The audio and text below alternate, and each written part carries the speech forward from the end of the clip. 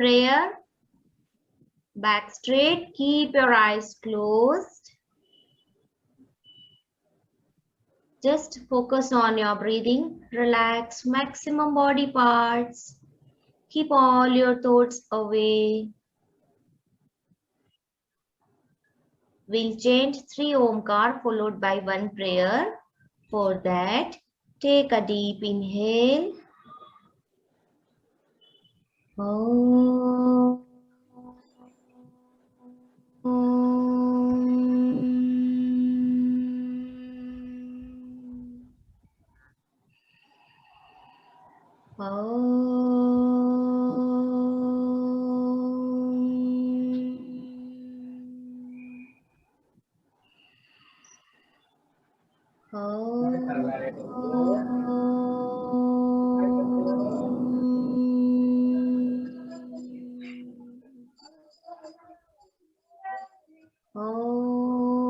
Sahana Bhavatu Sahano Bhunaktu Sahaviryam Arvavahai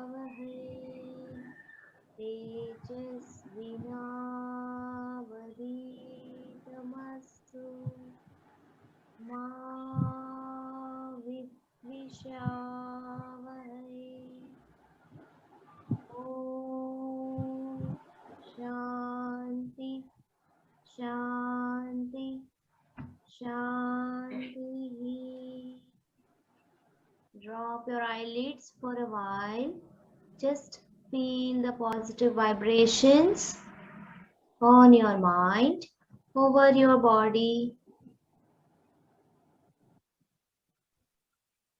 Very slowly open your eyes. Thank you so much.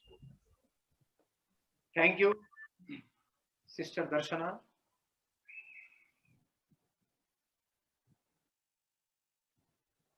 For invocation. Request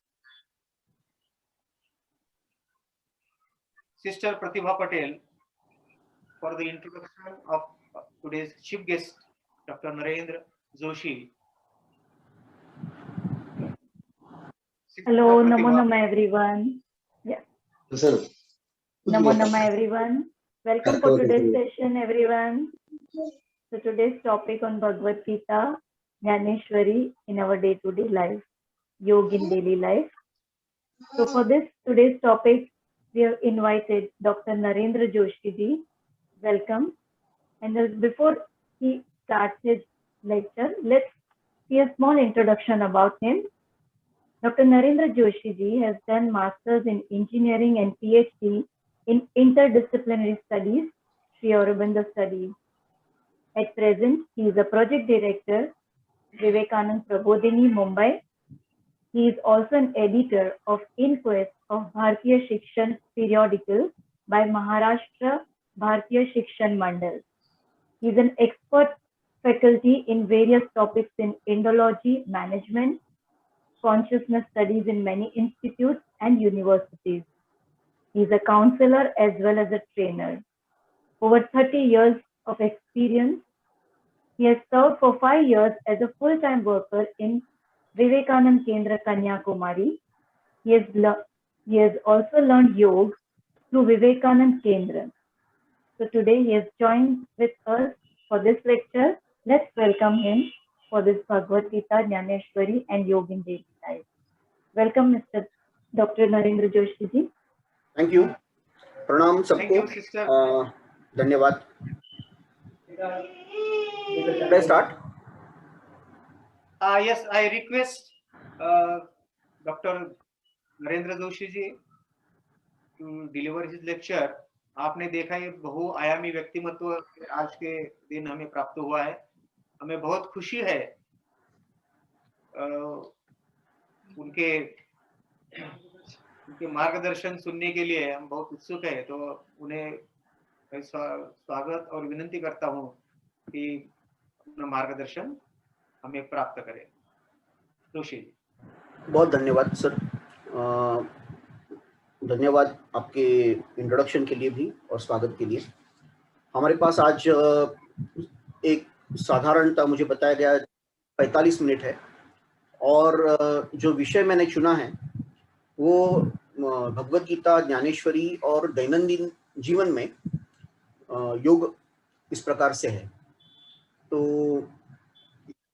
प्रारंभ करता हूँ क्योंकि समय की शायद हमें आवश्यकता पड़ेगी।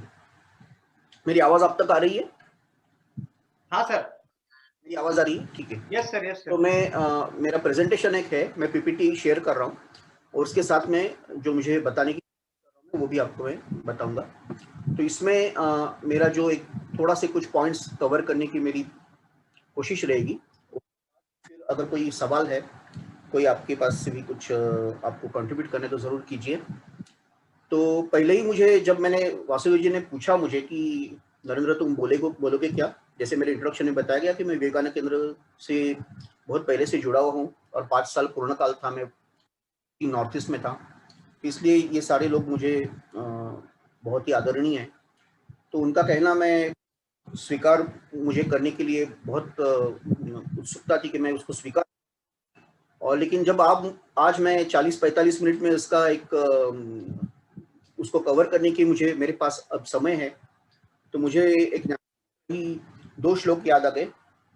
एक में ज्ञानेश्वर माउली कहते हैं कि मतलब आपको आलस आता है, आप यॉर्निंग के लिए आपका मुंह खोलते हैं, जस्ट टू, मतलब हम लोग जब मुंह खोल के पूरी तरह से अपना आलस व्यक्त करते, यॉर्निंग करते हैं, और उसी समय आपको आकाश से कोई अमृत आपके मुंह में गिरता है। इस प्रकार से ऐसे कुछ योग या योगा योग या ऐसे अवसर हमें प्राप्त हो जाते कि कुछ किए बिना भी, कुछ सोचा नहीं था और फिर भी ऐसे विषय अचानक बोलने के लिए आ जाते हैं। तो ये, और इसलिए मैंने मेरी तरफ से कोशिश की है, लेकिन अर्थात ये पूरी तरह से सफल होने की संभावना कम है, क्योंकि दोनों ग्रंथ इतने महान हैं और समय इतना कम और मेरी पात्रता और योग्यता इतनी कम है। फिर भी मेरी तरफ से मैं कोशिश कर रहा हूँ कि कुछ हद तक उसको कुछ आपको शेयर कर सकूँ आपके साथ। तो सबसे पहले ये जानेंगे थोड़ा सा एक पूर्व पीठी, 4 स्लाइड्स में इसका एक भूमिका तैयार कर रहा हूँ कि ज्ञानेश्वरी और भगवत गीता के आज के जीवन में क्या उसका महत्व है और हम लोग उसको क्यों उसका अभ्यास करना चाहिए, युवकों को भी करना चाहिए और वृद्धों को, वानप्रस्थ चाहिए, हर एक को करना चाहिए। इसलिए है क्योंकि जो मॉडल आज हमारे पास आया है वो पूरी तरह से पाश्चात्य मॉडल हमारे जीवन का हमने ग्राह्य कर दिया है। भारतीय मॉडल, भारतीय जो हमारी परंपरा थी और प्रकार व्यवस्था थी जीवन की, उसको हमने अलग से रख दिया और एक कॉलोनियल हैंगओवर के तरह मान लिया कि कोई भी चीज के परिवार से लेके राज्य तक या किसी कंपनी ऑर्गेनाइजेशन तक उसके कोई इनपुट्स होते हैं, मैन, मशीन, मेथड, मनी वगैरह, और उसके कुछ आउटपुट होते हैं और उसकी हम लोग हर बार प्रोडक्टिव कितना है, उसका आउटपुट कितना आता है और उससे एफिशिएंसी कितनी होती है, प्रॉफिट कितना होता है, ऐसे सारी चीजों में हम लोग व्यस्त रहते हैं। और ये मॉडल पूरी तरह से एक प्रकार से जस्ट संक्षेप में कहा गया तो ये पूरी तरह से प्रकृति के विरुद्ध है, एंटी नेचर है। ये एक रिडक्शनिस्ट तरीके सब चीजों को लॉजिक में देखने की कोशिश करता है, एक प्रकार से जड़वादी मॉडल है ये, और एक रेशियो परिमाण देके पूरे जीवन को एक व्यक्ति के आत्म केंद्रित या अहम केंद्रित उसने बना दिया। इस वजह से आज ये हो गया है कि जब मानस शास्त्र का भी अभ्यास होता है या समाज शास्त्र का या अलग अभ्यास, चेतना का अभ्यास होता है, तो वो भी एक फिजिकल मॉडल पे, एक भौतिक जड़वादी मॉडल पे ही होता है कि हमको लगता है मज्जा तंतु है, चेता तंतु है और एक हमारा मस्तिष्क है, उसमें ही से सारे ये संदेश आते जाते रहते। इसके अलावा जो कॉन्शियसनेस पार्ट है, जिसका वो चेतना है, वो क्या है, इसके बारे में अभी भी बहुत कम हमें ज्ञान मिल रहा है, क्योंकि उस प्रकार से एक जो यूरो सेंटर्ड और रिडक्शनिस्ट थॉट था, उसमें इसकी कोई संभावना ही नहीं रखी गई थी। जो इंद्रियों को दिखता है उतना ही मान लो, ऐसा गैलीलियो ने प्रकट रूप से कहा है। तो गैलीलियो, बेकन और डिकार्ते और इन सब की ये प्रणाली बाद में के सारे 300-400 साल तक वैसी चलती रही और वो ज्यादा बढ़ती गई। लेकिन आज ऐसा कि ये प्रणाली हर जगह पर ध्वस्त हो गई है, ये परास्त हो गई है, ये गलत है, ये साबित हो चुका है, लेकिन हमारे पास अल्टरनेट नहीं है। इसलिए सारी दुनिया, सिर्फ भारत ही नहीं, सारी दुनिया आज मानवीय समस्याएं हैं, उसको उत्तर देने के लिए फिर एक बार भारत की ओर आशा से दिख रही है। भारतीय लोग अगर भारत की चीजों के पे विश्वास वापस रखेंगे और हमारे योग, हमारा आयुर्वेद, हमारी गीता, हमारी ज्ञानेश्वरी, इसको सब वापस एक बार अभ्यास करके उसको अपने जीवन में और अपने कर्म में उसको लाएंगे तो जरूर हमारे पास इस सबके सॉल्यूशंस है। India can, if she wills, give a decisive turn to all the problems which the whole mankind is facing. ऐसा श्री अरबिंदो कि अगर भारत ने ठान ली, अगर भारत ने इसके बारे में सोचा तो विश्व की हर समस्या के लिए एक उत्तर हमारे पास है। लेकिन वो देने के लिए जो ठान लेना है, जो समझ लेना है, इसलिए ऐसे ग्रंथों का परिशीलन और अभ्यास बहुत जरूरी होता है। क्योंकि जो उपनिषदों में और वेदों में कहा गया वो सारा ये ग्रंथों में वापस एक बार संक्षिप्तता से, सर्वोपनिषदों गावो दुग्धा गोपाल नंदन, उपनिषदों का सार गीता में भगवान श्री कृष्ण ने हमारे लिए रखा। और जो उनसे भी और ज्यादा मधुर करना था, उससे ज्यादा सरल करना था, वो काम ज्ञानेश्वर माउली ने कर दिया। तो इसलिए ये हमारे लिए ग्रंथ बहुत महत्वपूर्ण है, ये उसके पीछे की भूमिका है। और सिर्फ हमें हमारे भूतकाल के गौरव के लिए नहीं करना है, हमारे वर्तमान की समस्याओं के लिए, हमारे भविष्य के निर्धारण के लिए और सारे विश्व के निर्धारण के लिए, अतः विश्वात्म के देवे, सारे विश्व के लिए और इसी प्रकार से हमको उसको देखना चाहिए। एक बहुत सुंदर 2 वचन है, मैं संक्षेप में कहता हूँ कि जो अभी बर्ट्रांड रसेल या एडिंगटन या ओपेनहाइमर, कई सारे पाश्चात्य विचारवंत भी थे, उन्होंने भी ये मान लिया कि अब जब सारी समस्याएं, सारे बोझ मनुष्य प्राणी अपने से दूर कर चुका है तो वो खुद ही अपने लिए एक बोझ बन गया है।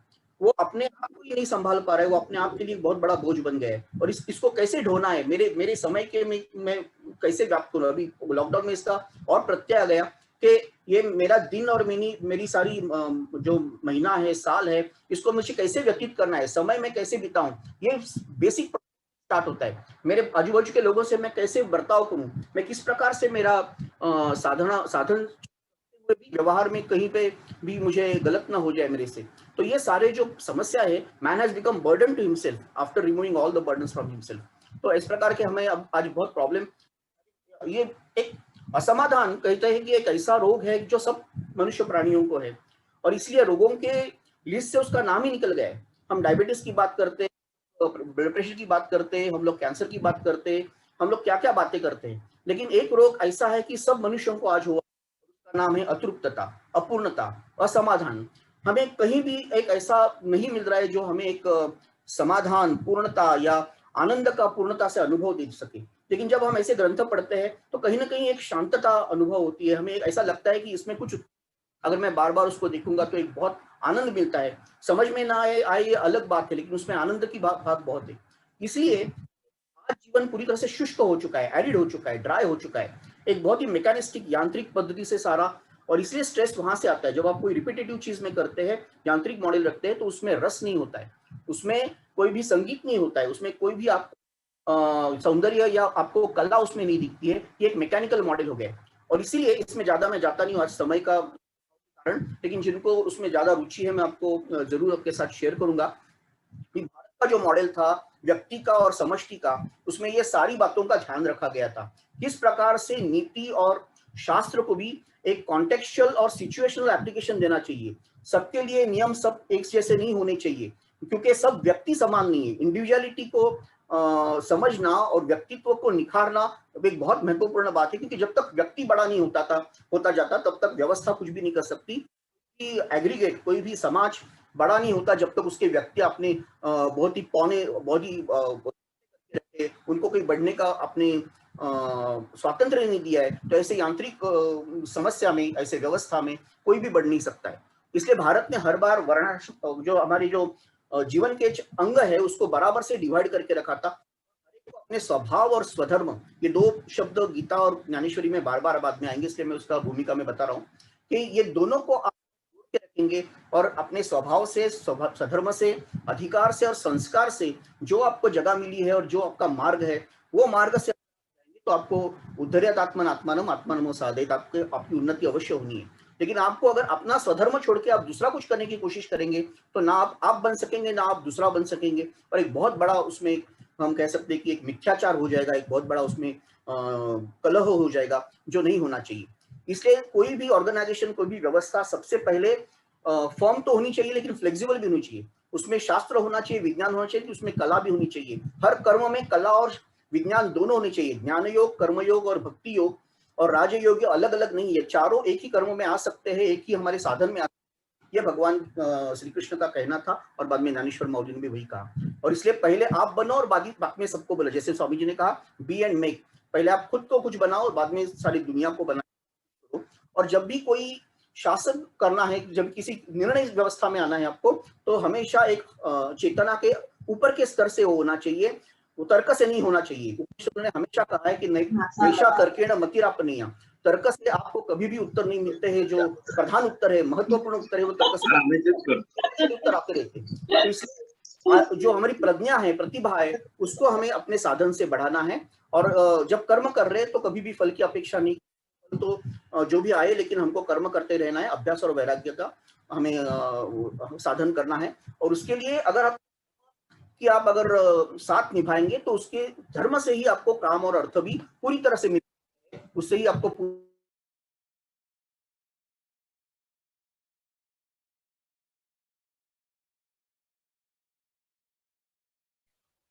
आप म्यूट हो गए सर। सर अनम्यूट कर लीजिए सर, नरेंद्र जोशी सर। अच्छा कर दिए, ओके कर दिए। कहाँ से मुझे वापस करना पड़ेगा? अभी कुछ पॉइंट्स वापस करूं क्या मैं आगे जाऊं? किसी ने मुझे म्यूट किया था, ठीक है। तो ओके, तो ये तो थोड़े पॉइंट्स भूमिका में मैंने आपको रखे हैं कि ये सारे फल की अपेक्षा नहीं करनी है, निस्वार्थ भाव से काम करना है, अभ्यास और वैराग्य का हमें सामना, उससे साधन आगे लेके जाना है। और जब भी एक आपको निर्णय की क्षमता आनी है तो आपके लिए तर्क के भी आगे जाने वाली बुद्धि को, आपको जो निश्चयात्मक बुद्धि है उसके साथ आपको आगे जाना पड़ेगा। और इससे ही सारे जीवन में एक मनुष्य भाव आता है और उससे ह्यूमननेस या मानवीयता बहुत महत्वपूर्ण है। उसी से चैतन्य और रस का आविष्कार होता है। बाकी सब चीजें यांत्रिक हो जाती है अदरवाइज, अगर आपने ये नहीं किया तो। इसलिए हमारे सारी व्यवस्थाओं ने, प्राचीन व्यवस्थाओं में जो हमने मॉडल रखा था, वो राजा जो ऋषि भी है उस प्रकार से रखा था। राजर्षि, ये हमारा मॉडल है सारी समाज व्यवस्था का, राजकीय व्यवस्था का या अर्थव्यवस्था का। इसलिए गीता ने हमेशा, या गीता से पहले भी सारे हमारे ग्रंथों ने उसके बारे में बताया था। लेकिन इसमें और एक महत्वपूर्ण बात यह है कि अगर राजा ऋषि दोनों, जैसे जनक का उदाहरण आता है गीता में या ज्ञानेश्वरी में भी, तो कम से कम जो राजा है उसको ऋषि की बात सुननी चाहिए। जो जिसके पास प्रज्ञा और या प्रतिभा ज्यादा है उससे साथ ही उसको रहना है, उसके साथ काम करना है। और इसलिए अर्जुन और कृष्ण का जो सिंबल है या दोनों का जो वार्तालाप है, ये श्री कृष्ण और जो संवाद बहुत महत्वपूर्ण है। क्योंकि यहाँ पे एक क्षत्रिय है, उसके पास सारा शौर्य है, और दूसरा जो है वो उसको प्रतिभा से, अपने प्रज्ञा से चीजें बता रहा है। किसी को म्यूट करना होगा क्योंकि बहुत आवाज आ रही है, कोई तो म्यूट नहीं हो रहा है। आप थोड़ा दिख लीजिए। तो कृष्णार्जुन के संवाद का वो महत्व है। और इसलिए बाद में वो एंड में श्लोक आता है, यत्र योगेश्वर कृष्ण यत्र पार्थो धनुर्धरा। वहां आपको विजय मिलना ही है, क्योंकि यही कॉम्बिनेशन था जो पहले से हमने भारत के लिए देखा था। ये आर्य कौन है? जिसमें सच के लिए लड़ने की क्षमता उसमें है, उसी को आर्य कहते हैं। ये अदरवाइज अनार्य अजुष्टम अस्वर्गम अकीर्तिकरम अर्जुना, इस प्रकार से वो अर्जुन को क्यों कहते हैं? क्योंकि आप अनार्य है, मतलब आप सच के लिए, आप में साहस नहीं कि आप उसके लिए लड़े या मर जाए। तो ऐसे रहने से तो, जीने से तो मरना बेहतर है, इस प्रकार से कृष्ण उसको बताते। तो कई सारे उसमें भूमिका में ये सब बातें आती है। शायद समय रहेगा तो हम उसको वापस एक बार देखेंगे कि किस प्रकार से इसको हमें देखना है। लेकिन जो मैं पहले से कह रहा था कि काम में ही आपका विश्रांति है, काम में ही आपका आनंद है, काम में ही आपकी पूजा है। काम आप अगर खुद को भूल गए तभी आपको ये सारे अच्छी तरह से आपको चीजें मिलती रहेंगी। और एक बार आपने काम, आपको आपका काम मिल गया तो फिर आपको बाकी कुछ सोचना नहीं चाहिए। चाहे लोग आपको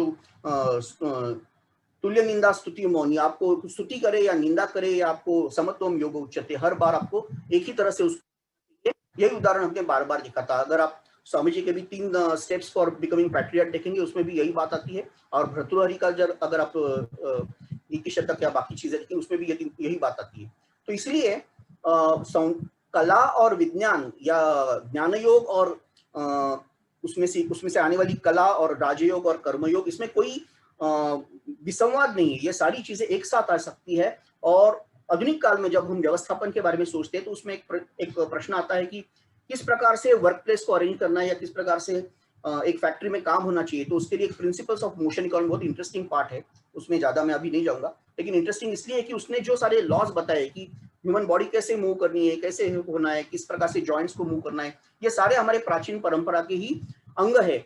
और इसलिए जब हम पहले भी ध्यान का कांडन करते थे या गांव-गांव में काम करते थे, खेत में काम कर सकते थे, तो काम करते करते, कर्मयोग करते करते ही उसमें संगीत आ जाता था, उसमें ही कला आ जाती थी, उसमें ही लोग गाना गाने लगते थे। तो ये सारा जब आप अच्छी तरह से कर्म करते हैं, अच्छा उसमें अपना पूरा भाव, विनोबा जी कहते हैं कि तब कर्म है वो विकर्म बन जाता है। और इसलिए किम कर्म किम कर्मेति कवयो पितृ, कवि बड़े विद्वानों को भी पता नहीं चलता कि कौन सा सही कर्म, कौन सा गलत है, कौन सा हमारा इप्सित कर्म है, कौन सा विहित कर्म है, लेकिन हर कर्म करने का एक शास्त्र है, हर कर्म करने की एक कला है। विनोबा जी तो ये कहते हैं कि एक झाड़ू लगाना है आपको एक फर्श पर, तो उसका भी एक किस प्रकार से उसको पकड़ना है, कहाँ पकड़ना है, कितना उसको टेढ़ा रखना है, क्या एंगल होना चाहिए, इसका एक शास्त्र है, तभी आपका अच्छे तरह से वो काम हो जाएगा। किस प्रकार से एक नींबू को कुछ भी काम दुनिया का ले लीजिए, उसका एक शास्त्र या उसकी एक प्रणाली होती है। इसलिए योगा का भी एक शास्त्र, एक हमारे उन्नयन का भी एक शास्त्र बनाया गया है। और इसी के बारे में विक्रांत जी भी बात करते हैं, आप अगर साधना ऑफ सर्विस देखेंगे उसमें भी यही बात आ रही है। तो हर चीज में आप देखेंगे कि एक प्रकार से ब्रह्म है, ईशावास्यम इदम सर्वम यत्किंच जगत्याम जगत्या। आप किसी को भी देखिए, ब्राह्मण को देखिए, गाय को देखिए, आप किसी भिखारी को देखिए, उस सब में एक ही ब्राह्मण है। ये जो समदृष्टि है वो इसके पीछे का सारा तात्पर्य है। और इसलिए वो एफर्टलेसनेस, हम काम कर रहे हैं यही भूल जाना, यही काम की विशेषता हो सकती है। और इस जब मन, हमारा शरीर और हमारा हृदय जब एक ही चीज के बारे में सोचता है तभी आनंद मिलता है। ये ज्ञानेश्वरी का एक वचन है, और यही वचन आपको foundations of Indian culture Shri Aurobindo की पुस्तक के शुरुआत में आता है, गीता में भी वही वचन है। तो हमारे सारे शास्त्रों में एक ही भाग बार बार अलग अलग विद्वानों ने, शास्त्रकारों ने या योगियों ने कहा है, ये उसकी विशेषता है। तो आज क्या हो रहा है, हमें हमारा मन कुछ अलग सोचता है, हमारा शरीर कुछ और अलग सोचता है, और हमारा हृदय तो और ही कुछ दूसरा काम करता रहता है। ये विसंवाद है, ये हार्मनी नहीं है, और इसलिए हमको आनंद नहीं मिलता, हमको असमाधान, जैसे मैं कह रहा था, असमाधान सबका ही एक रोग है, इसलिए उसका नाम ही हमने रोगों के जो लिस्ट से निकाल दिया है।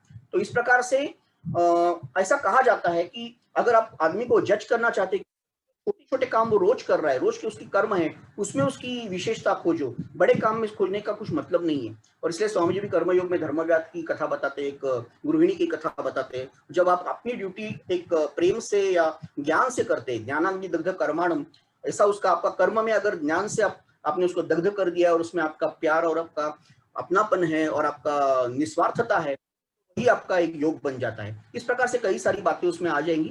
आज के कारण बहुत ज्यादा नहीं बताता, वही तुलसी रामायण में भी उसके कई सारे उदाहरण आ गए, स्वामी जी के समग्र वांग्मय में आ गए।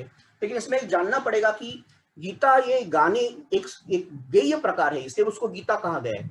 इसलिए ऋग्वेद को जब सामवेद के साथ उसका साथ मिल गया, तब रुचाए सिर्फ रुचिया का ज्ञान नहीं रहा, लेकिन उसमें एक गान भी आ गया, उसमें एक कला भी आ गई, उसमें एक सौंदर्य भी आ गया। और इसलिए गीता और ज्ञानेश्वरी दोनों में आपको माधुर्य, भाव और उसकी जो एक सरलता है, उसके जीवन के हमें कितना अभाव है इसमें, इसका बार बार हमें उसको प्रत्यय आ जाता है। गीता में खुद श्री कृष्ण कहते हैं कि रसो वैस, जिसमें भी जिस चीज में रस है वो मैं हूँ। और वेदा नाम सामो वेदोस्मि, विभूति योग में वो हमें सबको बता दे कि सब वेदों में, वो ऋग्वेद की बात नहीं कर रहे, हालांकि ऋग्वेद सबसे पहला और सबसे बड़ा भी है, लेकिन उसके बारे में वो नहीं कह रहे। तो ये जो जीवन का जो अमृत है, जो पहले से मैं कह रहा था, हो चुके हैं हम पूरे ड्राई या शुष्क हो चुका है हमारा जीवन, यांत्रिक हो चुका है, उसमें रस का अभाव को मिटाने के लिए हमको गीता या ज्ञानेश्वरी ये सब आवश्यकता है, सामवेद की आवश्यकता है। ऋग्वेद सिर्फ करने से नहीं होगा, ये उसका तात्पर्य है। और इसीलिए वो बात करते समय भी ज्ञानेश्वर माउली कहते हैं कि अमृताते ही पैजा, मैं ऐसे अक्षर में यहाँ लेके आ रहा हूँ जिसके अमृत से भी वो ज्यादा मीठे हो जाए। तो और छांदोग्योपनिषद के बारे में कहा गया है कि हमारा जो सूर्य की हम उपासना कर रहे हैं, ये तो ज्ञान की उपासना है, लेकिन वो भी एक मधुमक्खी के छत्ते की तरह है। तो हमारे सारे वांग्मय में आप एक प्रकार की एक कंसिस्टेंसी देखेंगे कि एक मधु विद्या या मधुमक्खी के छत्ते जैसा वो है जो ज्ञान के बारे में। तो ये that's why in our case जो हमारे ईश्वर, जो प्रेम के ईश्वर है या स्नेह के ईश्वर है, वही हमारे ज्ञान के भी ईश्वर है, हमारे माधुर्य का भी ईश्वर है। तो अधुरम मधुरम हर मधुराधिपते अखिलम मधुरम, ऐसे हमारे श्री कृष्ण भगवान है। उसके नाम, उनके नाम से, उनके स्मरण से हम ये अभ्यास थोड़े बहुत आज शुरुआत कर सकते हैं, जितना समय उसमें। और इसलिए जातक, पुराण, धर्मशास्त्र, अर्थशास्त्र, पंचतंत्र, बाद में तिरुकुरल, ज्ञानेश्वरी, सब जगह पे हमें ये परंपरा दिखाई देती है। आज थोड़ा उसमें दो भागी थोड़े से लेकर भगवद्गीता और ज्ञानेश्वरी के बारे में। तो एक उसका पहला भाग, कुछ बिंदु में उसमें जो मेन बिंदु है, हमारे पास जितना समय है उसमें, तो पहला बिंदु है कि एक सिचुएशनल लीडरशिप और कॉन्टेक्चुअल या रिलेटिव स्टैंडर्ड्स ऑफ एथिक्स को अप्लाई करना। ये वेस्टर्न जगत को अभी भी नहीं पता चला है कि किस प्रकार से एक रिलेटिव और कॉन्टेक्चुअल एथिक्स को भी यम नियम सिर्फ समझना काफी नहीं है, उसका एप्लीकेशन करते समय आपको कॉन्टेक्स्ट और उसके जो रिलेटिव स्टैंडर्ड से उसको देखना पड़ता है। ये तो दो यमों में विसंवाद हो जाता है। अगर आप अहिंसा का पालन करेंगे तो आप सत्य नहीं बोलेंगे, आप सत्य बोलेंगे तो अहिंसा नहीं करेंगे। इसलिए गीता में वो बताया था कि mother's heart and hero's will, जो स्वामी जी का वाक्य है, उस प्रकार से कभी कभी वो ताड़ते भी है, कभी कभी उसको बोलते हैं तुम मेरे सबसे प्रिय हो मेरे लिए, मैं तुमसे कुछ छुपा नहीं सकता। और जब ताड़ने का समय आता है तो बहुत ही प्यूरिटी, बहुत ही स्ट्रांग रहते हैं। पार्थ अशोचानन व शोचस्वम, इस प्रकार से उसको ताड़ते हैं कि जिसकी आपको शोक नहीं करना है उसके बारे में आप शोक कर रहा हूं करे और ऐसे बोल रहे हो कि मैं बहुत प्रज्ञावान हूं, तो ये गलत बात है। उसका ही पैरेलल जो ज्ञानेश्वरी में आता है, ज्ञानेश्वर कहते हैं कि सांडी है मूर्खपण, उठी है धनुष्यबाण, संग्रामी है कवण तुझे, तुमको ये करुणता लाने की आपको जरूरत ही नहीं, ये मूर्खता है। जो क्लैब्यता या मूर्खता, अनार्यता, ऐसे कठोर शब्दों कि लड़ाई के समय में कृपालु होने का कोई काम नहीं है। अभी आपको समझा ये सब आपके सगे सोए रहे, पहले कहाँ था ये सब, आपका ये ज्ञान अभी कैसे आ गया? तो इस प्रकार से उसको बहुत ताड़ के उसको बात करने की भी उसमें क्षमता रहती है। ये जैसे वो कहते हैं कि आपका ये जो सयानापन दिख रहा है, ये शहानपन जो आप दिखा रहे, ये ऐसा लगता है जैसे किसी जन्मांध व्यक्ति को पागल घूमती रहती है यहाँ सहरा वेरा, जैसे मगते सहरा वेरा, जैसे तुझे शहानपन तैसे किस तसे। इतने कठोर शब्दों में अपने सबसे प्रिय व्यक्ति को ताड़ने की क्षमता उसी में होती है जिसकी प्रतिभा या जिसका निस्वार्थता इतनी उच्च है कि उसको पता है कब कठोर होना है और कब वो मृदु होना है। मृदुनी कुसुमादपि वज्रादपि कठोरानी मृदुनी कुसुदा, दोनों श्री कृष्ण उसको दोनों तरफ से उसको बात कर सकते। ये भी कहते कि क्या आपको लगता है ये सारी विश्व रचना आपने की है? तुझपासून स्थिति या त्रिभुवना हे अनादि विश्व रचना हे लटके काही, क्या तुमसे ये सब हुआ है? आपको ये लगता है कि अनादि सिद्ध ये आघवे होता जाता स्वभाव है, तरी तुवा का शोचावे सांगे मज, तुम क्यों शोक?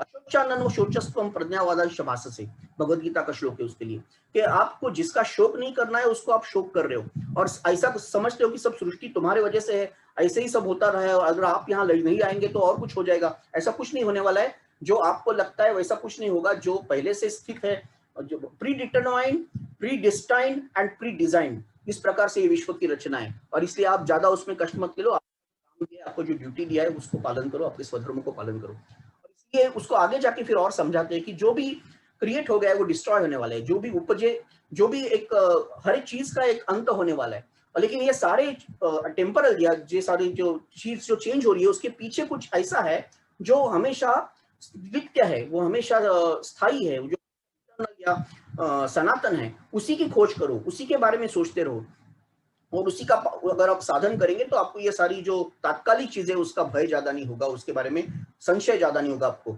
इसलिए जो कॉन्शियसनेस जो है चेतना का भाग है, इसमें पहली बार आता है। आत्मन का भाग सब विस्तार इसमें दूसरे ही अध्याय में श्री कृष्ण बताते हैं कि वो इसेंस है। आज विज्ञान वापस एक बार उस दहलीज पे आ गया जब कहता है कि consciousness can be only for which there can be no plural, ऐसा बताया जाता है। उसका अर्थ यही है, कॉन्शियसनेस का प्लूरल या अनेक वचन हो ही नहीं सकता, सबका कॉन्शियसनेस एक ही है। वैश्विक ग्लोबल कॉन्शियसनेस प्रोजेक्ट उसी के लिए बनाया गया। तो इसलिए ये जो हमारा छोटा मैं हूं उसको बड़ा मैं करना है, हमको विस्तृत होना है। परिवार के लिए खुद के व्यक्ति को त्यागना है, समाज के लिए परिवार को त्यागना है, राष्ट्र के लिए, ऐसा सब आपको आगे आगे जाएंगे तो रामकृष्ण परमहंस कहते हैं वैसे आपको कच्चा मी से आपको पक्का मी होना है। और इसलिए आत्मन की हमेशा आप साधन विचार चिंतन करेंगे तो ये संभव है। तो इसलिए आगे वो कहते हैं कि नैनम छिन्नति शस्त्राणि नैनम दहति पावक या वासांसी जीर्णानि यथा, ये तो जन्म जन्मांतर का चक्र चलता रहता है। एक कपड़ा निकाल दिया दूसरा डाल दिया तो उसमें क्या है? तो ये जो भी चीज पैदा जाने वाली है, जातस्य ध्रुवम मृत्यु ध्रुवम जन्म मृतस्य च, जो पैदा हुआ है मरने वाला है, जो मर गया वो पैदा होने वाला है। इसलिए इसका बारे में ज्यादा सोचो मत, संशय मत ले लो, उसके बारे में शोक मत करो। उसी प्रकार से उसको उदाहरण करते कि हे उपजे आणि नाशे ते मायावश एरवी तत्वता वस्तु जे असे ते अविनाशीची। ये दोनों भ्रांति के वश होने की वजह से आपको जन्म मृत्यू लगता है, लेकिन इसमें वास्तविक कुछ नहीं हो रहा है। जो आत्मा है वो अविनाशी है। जैसे पवन तो ये हलविले आणि तरंगाकार जहले तरी कवण के जन्मले को म्हणे, ये जो पवन रहता है, जो क्या कहते हैं उसको, हवा रहती है, वो जब पानी को हिलाती है तो पानी पे तरंग आ जाते हैं। अभी इसमें क्या जन्म आ गया और क्या मरण हो गया? एक तरंग आ गया, दूसरा तरंग मिट गया, पहले तरंग से दूसरा तरंग बन गया, कोई आता नहीं है, कोई जाता नहीं है, पानी वैसे ही रह जाता है। तो इस प्रकार से अनेक उदाहरण लेके ज्ञानेश्वरी का एक विशेषता ये है, एक ही श्लोक को अनेक उदाहरण, अनेक उपमा, आप में से कई लोग कर चुके होंगे, लेकिन आज मैं एक प्रयत्न कर रहा हूँ। तो इस प्रकार से अनादि सिद्ध है आगवे होता जाता स्वभावे, इस प्रकार ये सब अनादि सिद्ध आपको अपने आप होने वाली ये सारी चीजें उसका चल रहा है। और एक बहुत सुंदर इसमें वो भी उसकी है, ये मुझे भी बहुत प्रसिद्ध अच्छी लगती है। रूपानंद स्वामी जी ने जो पावस के उन्होंने जो नित्य उपासना की कुछ ज्ञानेश्वरी की ओविया इकट्ठा की, उसमें से ये भी आती है कि या उपाधि माझी गुप्त चैतन्य असे सर्वगत ते तत्वज्ञ संत स्वीकारती। तो ये सारे प्रपंच में, सारे संसार में चैतन्य है, वही गुप्त रूप से हर चीज में है। और जब ये आपको समझ में आता है, जब ये तत्व संतों को समझ में आता है, तो वो उस रास्ते से वो जाते हैं। ये ते तत्वज्ञ संत स्वीकारती या उपाधि माझी गुप्त, ये पत्थर है, ये फूल है, ये पर्वत है, ये नदी है, ये इंसान है, ये स्त्री है, ये पुरुष है, लेकिन सबके पीछे, ये उपाधि के पीछे गुप्त रूप से चैतन्य है। और जब ये समझ में आता है तब आपका सारे विचार ही जीवन का, आपके दैनंदिन जीवन में गीता ज्ञानेश्वरी आपका वही एक पॉइंट हो जाता है कि जब भी आप कुछ देखते हैं तो आपको पता चलता है ये तो सब उपाधि है, लेकिन उसके पीछे चैतन्य है। और उपनिषदों से ये सारा, क्योंकि उपनिषद से गीता और गीता से ज्ञानेश्वरी है, तो ये एक, जैसा मैंने कहा, एक श्रृंखला ही है। तो उसमें भी यही आता है कि नित्यो नित्यानाम चेतस चेतनानाम, तो अचेतन में भी चेतन है, चेतन में भी चेतन है, नित्य में भी अनित्य है, ये सारा एक ही है। का पूर्ण कुंभ उलंडला तेथ बिंबाकारू दिसे भ्रंशला परि भानु नहीं नासला तया सभी। मान लो एक घड़े में पानी है और उसमें सूर्य का प्रतिबिंब है, और बाद में घड़ा आपके हाथ से गिर गया, तो उससे वो प्रतिबिंब था वो भंग हो गया। इसका मतलब ये नहीं होता कि सूर्य का नाश हो गया, सूर्य तो आकाश में वैसे ही रहेगा, उसका कोई नाश नहीं होगा, खाली वो प्रतिबिंब जो नीचे था उसका एक प्रकार भग्न हो गया वो, क्योंकि आपके हाथ से वो घड़ा था, उसमें पानी था, आपके हाथ से घड़ा गिर गया। तो इस प्रकार से जो नित्य है वो नित्य ही रहेगा, अनित्य में जो प्रतिबिंब है वो आएगा और जाएगा। इस प्रकार से अनेक उदाहरणों से ये ना पानी से डूबता है, ना अग्नि से जलता है, ना वायु से उसको शोषण होता है, ना कहीं बहता है, किसी का प्रभाव उस पर चलता नहीं है। आपने देखा रहेगा केनोपनिषद में ये कथा आती है कि जब सब देवताओं को गर्व हो जाता है तो वो कहते हैं कि मैं ही सबसे प्रबल हूँ। तो फिर प्रजापति उनको कहते हैं कि ये छोटा सा तृण है, ये छोटा सा ग्रास का ब्लेड है, एक छोटा तृण का एक तिनका है, आप उसको उड़ा के दिखाओ। तो वायु अग्नि को बोलते जला के दिखाओ, जला नहीं पाता। ये सारा तत्व वही सा है कि ये मतलब ना अग्नि से जलता है, ना वायु से उड़ता है, ये सब मतलब ये सारी चीजें वहां से आई। तो ये उसका दूसरा एक पॉइंट महत्वपूर्ण हमने देखा कि आत्मा, अनात्मा और आत्मा की नित्यता, ये गीता ज्ञानेश्वरी का दूसरा पॉइंट, या वेद उपनिषद का भी ये महत्वपूर्ण पॉइंट है। उसके बाद तीसरा पॉइंट जो उसमें आता है वो है जो हायरार्की जो है वो एस्टैब्लिश बहुत अच्छी तरह से की है कि पहले तो ऑब्जेक्ट्स होते हैं या हमारे वस्तुएं होती है, उसको ग्रहण करने वाले इंद्रिय होते हैं, इंद्रियों के पीछे उसका, इंद्रियों को देखने वाला मन होता है, मन के पीछे बुद्धि होती है, और बुद्धि के पीछे जो है हायरार्की एस्टैब्लिश किए। उसका बहुत ही यूनिक एक स्टेटमेंट कठोपनिषद से वो आता है, लेकिन यहाँ भी उसको बहुत अच्छी तरह से रखा है कि इंद्रियाणि पराण्याहु इंद्रियस्तु परम मनः मनसस्तु परा बुद्धि यो बुद्धि परतस्तु सहा। तो ये उसका एक भाग हो गया। दूसरा भाग क्या हो गया, एक बार आपको हायरार्की समझ में आ गई तो अब दूसरी चीज क्या बतानी चाहिए कि उसकी लिमिटेशंस क्या है। तो इसलिए श्री कृष्ण उसको बहुत क्लियरली बताते हैं। अगेन उपनिषदों से मिलेंगे, वहां ये कहा गया है कि यही स्पर्शजा योगा भोगा दुख योग, मतलब जो भी स्पर्श से मिलने वाले आपके एंजॉयमेंट से, आपके जो उसमें हमेशा एक डिससेटिस्फेक्शन या अपूर्णता उसमें आने ही वाली है, असमाधान उसमें आने ही वाला है, क्योंकि वो थे ही एक स्पर्श से जुड़े हुए। मात्रा स्पर्शास्तु कौन्तेय शीतोष्ण सुख दुखदा आगमा पाइनो नित्या तामस्ति तिक्षस्व भारता। मतलब जो भी स्पर्श से, स्पर्श बोला तो सिर्फ स्पर्श नहीं है, सारे जो हमारे पंचेंद्रिय है, जो दृष्टि से दिखता है, जो कान से सुनते हैं, उसमें दोनों चीजें रहती है, दोनों हमेशा अपोजिट रहती है, शीत है उष्ण है, कुछ मृदु है कुछ कठोर है, कुछ दिखने में बहुत सुंदर है, कुछ बहुत ही कुरूप है। तो उसके दोनों भाग रहते हैं। अगेन उपनिषदों में उसका आपको रेफरेंस मिलेगा कि उसमें उपनिषद में बताया गया है कि कैसे देव गए, उसने कान में अच्छे मंत्र डाले, फिर असुर गए, उन्होंने कान में बुरी चीज डाल के आए, फिर आंख ने अच्छी चीज देखने के लिए देवों ने प्रयास किया, और असुर गए और उन्होंने आंखों से बुरी चीजें दिखने को भी सीख लिया। तो ये दोनों शाप मिले कि दोनों एक्सट्रीम वो कर सकते। अभी आपका विवेक वहां होना चाहिए, आपको ये समझना चाहिए कि अगर ये शीतोष्ण सुख दुखदा दोनों है तो उसमें तितिक्षा, उसमें आपको सहन करने की, उसके पीछे रह के एक प्रकार से अलगता रख के दृष्टा भाव से उसको दोनों को आप ठीक से समझे, उसमें ज्यादा उलझे नहीं, उसमें ज्यादा डूबे नहीं। इस प्रकार से वो मात्रा स्पर्शास्तु कौन्तेय, ये भी श्लोक बहुत सुंदर है गीता का। और जो पहले मैंने बताया वो भी दोनों श्लोक उसी तात्पर्य से कि इंद्रियों का पहले हायरार्की बताई और बाद में उसका लिमिटेशन, उसका जो प्रॉब्लम है, उसका जो विरुद्ध धर्मी भाव है उसको बताया। तो वापस ज्ञानेश्वरी की तरफ आते हैं तो ज्ञानेश्वर भी उसी के बारे में बात करते हैं कि इंद्रिय विषय सेविती, ते तर हर्ष शोक उपजती ते अंतर आप्लविती संगे येणे। इंद्रिय तो विषयों का सेवन करते हैं लेकिन उससे सुख दुख उत्पन्न होते और उसके वजह से अंतःकरण हमेशा ग्रसा हुआ रहता है, हमेशा वो दीन होता है, हमेशा असमाधानी रहता है। क्यों? क्योंकि शब्द दोनों चीज देखो, उपनिषद का वही कथा है, गीता में वैसा ही आया है, ज्ञानेश्वरी वैसे ही आ रही है और बाकी संतों में भी वैसा ही आएगा। तो देखे शब्दाची व्याप्ती निंदा आणि स्तुती देथ देशादेश उपजती श्रवणद्वारे। ये दोनों शब्द दोनों स्तुति भी कर सकते हैं, कर्ण से निंदा भी सुन सकते हैं, स्तुति सुन सकते हैं, क्रोध भी हो सकता है, लोभ भी हो सकता है। तो ये हमेशा अपोजिट जो नेचर है उसका, उसके वजह से हमें एक बार राग, एक बार लोभ, एक बार द्वेष होता रहता है, क्योंकि इंद्रिय से आने वाले सारी चीजें उसमें है। इसलिए बाबा उसको बताया कि उसके पीछे जो दृष्टा है, जो आत्मन है, तो जया विषयांचे ठाई एकनिष्ठता कहीं नहीं, जैसे दुख आणि काही सुखही दिसे। तो ये एक स्थिति कभी भी नहीं रहती है, एक बार ऐसा होता है, एक बार वैसा होता है। आप कितने उसमें आंदोलन में रहेंगे, सारा नष्ट हो जाएगा कि आपको ये आंदोलन रोक नहीं पाएंगे आप। तो भ्यासुर आणि सुरेख हे रूपाचे स्वरूप देख जे उपजवी सुख दुख नेत्रद्वारे। तो हर ऐसे ही ओवी और नेत्र की है, वैसी ही कर्ण और बाकी सबकी भी है। तो ये जैसा मैंने कहा, ये उसका दूसरा एक तीसरा शायद पॉइंट है, वो बहुत इंपॉर्टेंट है इंद्रियों के बारे में, और इंद्रियों के लिए जो विरुद्ध भास है उससे आगे हटके हमको किस प्रकार से समाधान की तरफ जाना है, उसके बारे में ये सारा विवरण है। उसके आगे का एक इंपॉर्टेंट पॉइंट हम देख सकते हैं, वो स्वधर्म का है, जो मैं पहले भी बता रहा था थोड़ी भूमिका में, कि स्वधर्म निधर्म श्रेय परधर्मो भय। सारे भगवत गीता या ज्ञानेश्वर का एक प्रमुख जो सिद्धांत है, स्वधर्म के श्रेयान स्वधर्म विगुण परधर्मानुष्ठात स्वधर्मे निधनम श्रेय परधर्मो भयावह। तो आपका जो इनेट नेचर है, आपका जो कोर कॉम्पिटेंस है, आपका जो स्वभाव है, आपका जो है, आपको जो काम आपके वर्ण आश्रम और आपके स्वभाव स्वधर्म और अधिकार और संस्कार से मिला है, उसको छोड़ के आप दूसरा कुछ होने के प्रयास करेंगे तो ना आप वो हो पाएंगे, ना आप खुद रह पाएंगे। तो इमिटेशन, इस पर दूसरे का एक प्रकार से कॉपी करना, दूसरे की तरह से होने का प्रयास करना आप कभी नहीं कर सकते।